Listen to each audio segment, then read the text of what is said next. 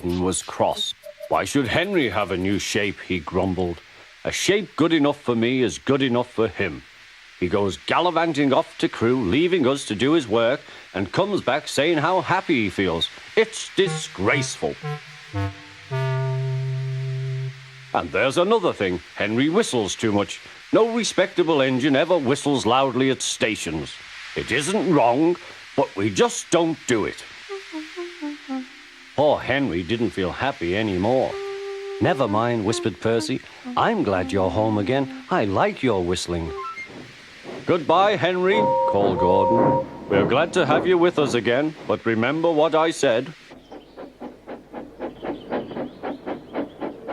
Later, Henry stopped at Edward's station. Hello, Henry, said Edward. You look splendid. I was pleased to hear your happy whistle yesterday. Thank you, Edward, smiled Henry. Shh, shh. Can you hear something? It sounds like Gordon, said Edward, and it ought to be Gordon. But Gordon never whistles like that. It was Gordon. He came rushing down the hill at a tremendous rate. He didn't look at Henry, and he didn't look at Edward. He screamed straight through the station and disappeared. Well, said Edward. It isn't wrong, chuckled Henry, but we just don't do it. And he told Edward what Gordon had said.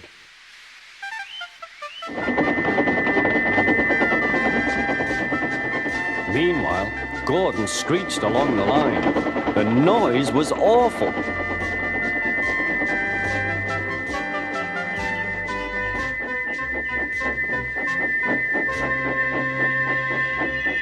At the station, everyone held their ears. The Fat Controller held his ears too. Take him away, he bellowed, and stop that noise! Gordon puffed sadly away, but he wouldn't stop whistling until two fitters climbed up and knocked his whistle valve in place. That night, Gordon slunk into the shed. He was glad it was empty. It isn't wrong, murmured Henry to no one in particular, but we just don't do it. No one mentioned whistles. Next morning, Henry was enjoying himself enormously. I feel so well, he sang. Trickety-trock, hummed his coaches. Then he saw some boys on a bridge. Peep, peep, hello, he whistled. Oh, he called. The boys didn't wave and take his number. They thought it fun to drop stones on him instead. They've broken our glass! They've broken our glass! Sobbed the coaches. The passengers weren't hurt, but they were cross. Call the police!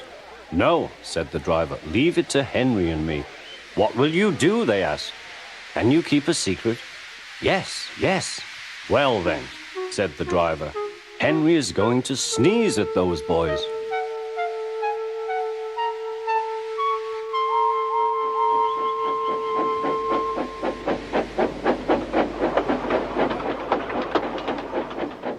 Lots of people were waiting at the station just before the bridge.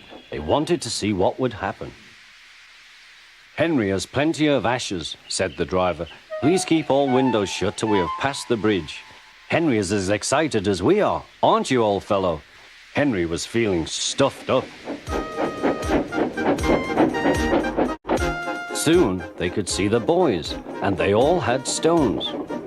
Are you ready, Henry? Said his driver. Sneeze hard when I tell you. Now, he said.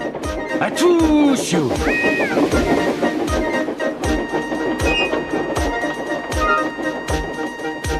Well done, Henry, laughed his driver. Henry went home very pleased with himself. He had taught Gordon and silly boys a lesson with a whistle and a sneeze.